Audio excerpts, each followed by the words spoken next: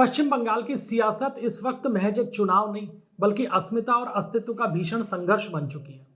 हुगली की लहरों के ऊपर भले ही हाई वोल्टेज प्रचार और तीखे आरोपों का शोर शराबा हो, लेकिन इन लहरों के नीचे एक हिंदुत्व का अंडरकरंट बह रहा है। और ये प्रवाह जो है हिंदुत्व के अंडरकरंट का, ये कुछ वैसा ही है जैसा गंगा सागर के मुहाने पर भागीरथी का अदृश्य वेग।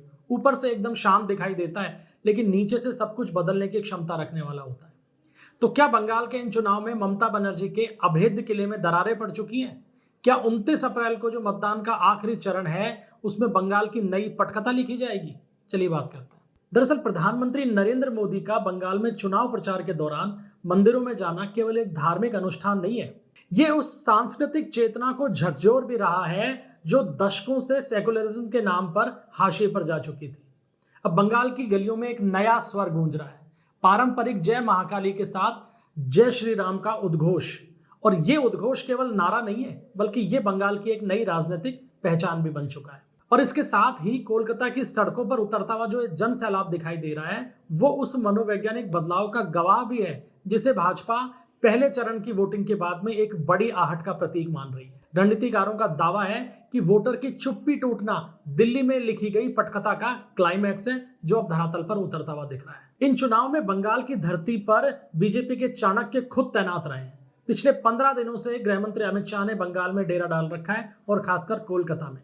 उन्होंने रिमोट कंट्रोल से इस पूरे चुनाव को संचालित नहीं किया है, बल्कि खुद मौके पे मोर्चे पर बैठे हुए हैं। लेकिन इस बार शाह के साथ में एक और व्यक्ति साये की तरह खड़ा है और उनका नाम है सुनील बंसल। वही बंसल जिन्होंने उत्तर प्रदेश में बीजेपी की जीत का रसायन तैयार किया था। बंगाल में बीजेपी को मुकुल राय की कमी खल रही थी, लेकिन जो माइक्रो मैनेजमेंट बंसल ने किया उसने उस कमी को काफी हद तक पूरा कर दिया। जहां एक तरफ अमित शाह मंचों से हुंकार भरते हुए दिखाई दे रहे थे, तो वहीं बंसल पर्दे के पीछे रहकर एक एक बूथ के गणित को संभालने की कोशिश कर रहे थे। और इसी बूथ मैनेजमेंट और इस माइक्रो मैनेजमेंट के दम पर बीजेपी तृणमूल की दबंगई का तोड़ काफी हद तक इस चुनाव के अंदर निकाल सकी है। दूसरे चरण के मतदान में बंगाल की 142 सीटों के ऊपर चुनाव होने जा रहे हैं और ये जो इलाका है ये तृणमूल का स्ट्रांग होल्ड का एरिया है। 2021 में भाजपा यहाँ केवल 18 सीटों के ऊपर सिमट गई थी, लेकिन इस बार अमित शाह ने जो ब्रह्मास्त्र चलाया है उसने काफी हद तक यहाँ के समीकरणों को बदलना शुरू कर दिया है। और वो ब्रह्मास्त्र है उनका एक बयान कि नतीजे आने के बाद भी 60 दिनों तक सेंट्रल फोर्सेस यहीं रहेंगी। इस बात की गंभीरता को केवल वही समझ सकता है जो या तो बंगाल में रहता है या जिसने बंगाल के पिछले चुनावों को कवर किया है। ये संदेश साफ तौर पर बीजेपी के उन लाखों कार्यकर्ताओं के साथ साथ लाखों वोटर्स के लिए भी एक अभयदान की तरह है जिन्होंने पिछले चुनाव के बाद में हिंसा का विकराल रूप देखा और झेला भी था।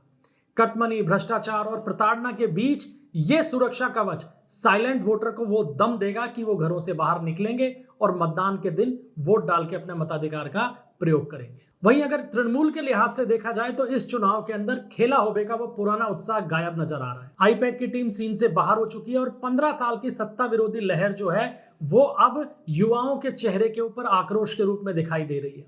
हालांकि महिलाएं अब भी खामोश हैं और उनकी खामोशी सबसे बड़ा सस्पेंस क्रिएट कर रही है, क्योंकि मुस्लिम और ममता, ये दो एम का जो फैक्टर है, ये ममता बनर्जी के लिए पश्चिम बंगाल में जीत का एक बड़ा फॉर्मूला रहा है। महिलाएं टीएमसी से कट रही हैं ये तो तय है, लेकिन वो कटाव कितना होगा वो अभी दिखाई नहीं दे रहा, क्योंकि वो एकदम साइलेंट मोड के ऊपर है। हालांकि शहरी इलाकों के अंदर महिलाएं अब खुल के बीजेपी के साथ में खड़ी होकर दिखाई दे रही हैं, लेकिन फिर भी बंगाल का एक बड़ा तबका ऐसा है जिसमें महिला वोटर फिलहाल खामोश है। अब ये खामोशी किस तरफ जाएगी ये बड़ा महत्वपूर्ण रहने वाला है। वहीं मतवा बहुल इलाकों की अगर बात करें तो वहां पे एसआईआर के तहत नाम बड़ी संख्या में कटे, लेकिन इनसे कोई बहुत बड़ी नाराजगी नहीं है। नाराजगी लोगों की व्यक्तिगत है, लेकिन उसका तोड़ भी लोग खुद ही ढूंढ रहे हैं।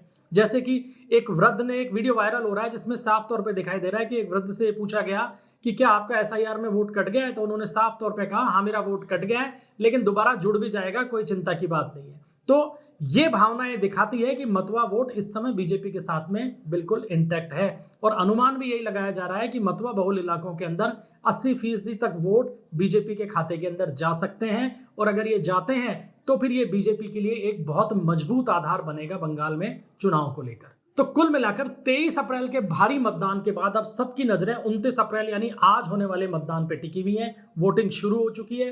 उत्तर बंगाल के बाद दक्षिण बंगाल में भी जिस तरीके से कांग्रेस ने अपनी सक्रियता बढ़ाई है और मतवा समुदाय का जो बीजेपी के पक्ष में झुकाव है, ये वो समीकरण है जो तृणमूल के गढ़ में सीधे तौर पर सेंधमारी करता हुआ दिखाई दे रहा है। अब क्या भाजपा 77 के आंकड़े को पार कर पाएगी और सोनार बांग्ला का जो अपना सपना है उसके करीब पहुंचेगी, या ममता का दुर्ग एक बार फिर अभेद्य साबित होगा?